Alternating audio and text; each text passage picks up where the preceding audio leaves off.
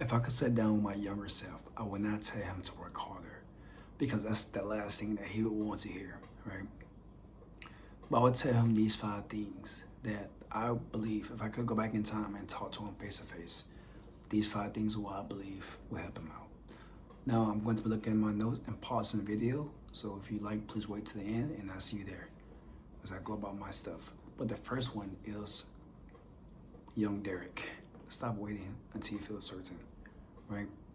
I know you're afraid of maybe the unknown and what's going to happen next, but as you grow older, you will learn that jumping to the unknown is actually what will help you go forward. Because yes, you may face the judgment of others. Yes, you may face failure. Yes, you may face just overall sadness and your emotions, whatever, right? But that doesn't matter. The experience, the knowledge, and just the overall training value of that positive situation, what you gain from it will be invaluable to you and your growth as a person and as a human being. Now, the second one is don't make competence your entire identity. Right now, I'm still trying to pull myself back from that because competence for me is everything. I believe, I'm sure everyone believes, right? But if you're not competent, then how do you expect people to see you as useful? When I was younger, I had to go because had a point where I didn't really have I was sort of purposeless, right? I didn't feel like I had purpose. So I told myself that I would try to be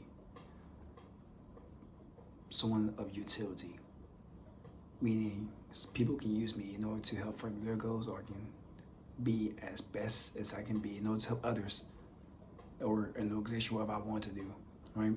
And to this day, I do believe that, right? I just don't see it the same way. Before I see myself as a tool, now I see myself as someone who's getting better, but also I try to be a good Samaritan or of utility to others to ensure that I am the best person that they can have in their team, right?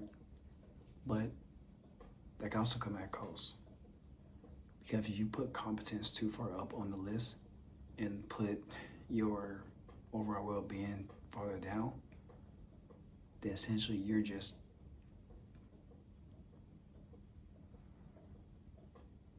destroying yourself in the process.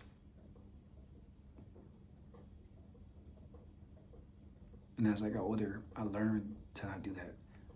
I learned to focus on yourself, but focus also on what you can do to be better and help those around you, and what you can do in order to essentially look towards the future of how you can best support. That third one is learn how to connect and not just function around people.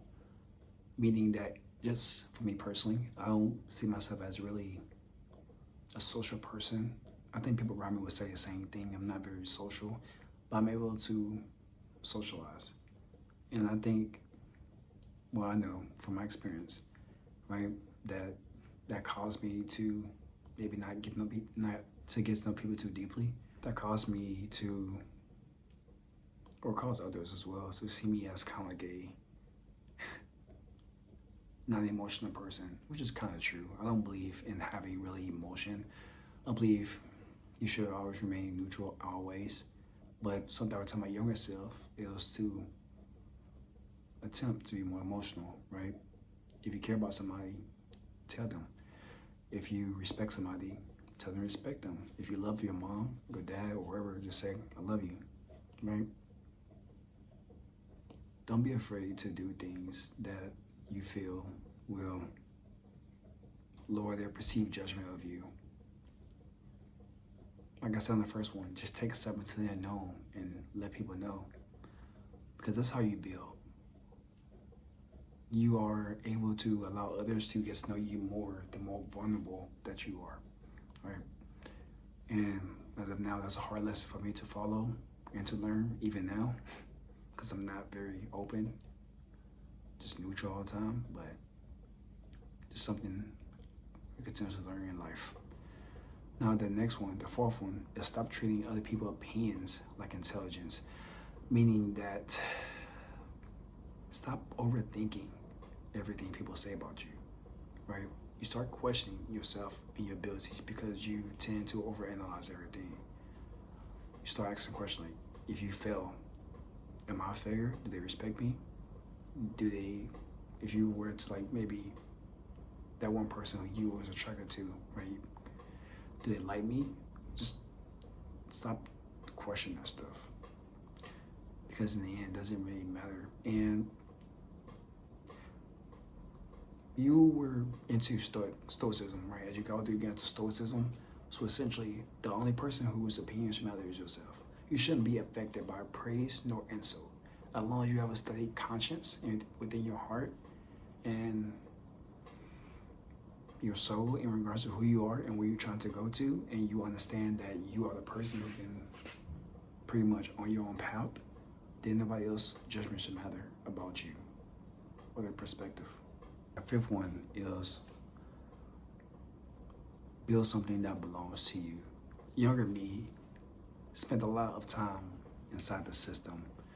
For me, growing up, the system was my parents in school, meaning that I used to figure out the game, how to meet standards, how to perform, how to make friends in order to achieve an objective, what was required of me, how can I exceed requirements, stuff along those lines. And something I wish I would have did earlier that I didn't do when I was younger is actually document the process like I'm doing now, right? If you follow me on Instagram, you can see me talking every single day about my different observations and everything I'm doing because I'm doing the 100-day public speaking challenge. Where for me, everything I observe, I speak out about, right? And that's something I wish I would have did earlier. So I can see the progress between me then and me now. And use the me now for the me in the future to see how we will be, right? And show the progression over time. And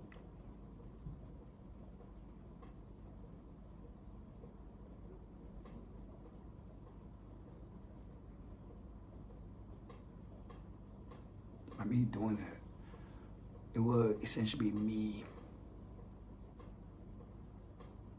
taking back from what I believe is my control, right? Because my childhood wasn't bad. I was just too stuck in the system to know, or I felt the system owned everything. The system meaning, like I said, my parent, the way I grew up, the school system, whatever. And if I started earlier, maybe that would have been different, right? So create something, build something, make something yours, and make it you. Because at that moment, nobody will give you a deadline. Nobody can force you to do it. It's just you doing your own thing. So make sure that. Now, I'm going to read this verbatim based on what I typed because I can't remember on top of my head. But here we go. Essentially, when I look back, I don't think younger me needed more discipline. He already had enough of that coming. What he needed was to learn what discipline, what he needed was to learn that when discipline wasn't the answer. Sometimes the answer is making a decision. Sometimes it's speaking up. Sometimes it's risking rejection. Sometimes it's ignoring someone's opinion. Sometimes it's allowing yourself to be bad at something long enough to get good at it, right? If I could leave my younger self with one sentence, it would be this. You already know what to hold on tightly. You just need to know what deserves to let go. But again, that's all I got. Younger Derrick, keep doing what you're doing, man. Good job. And for everyone here looking at this video, thank you for listening.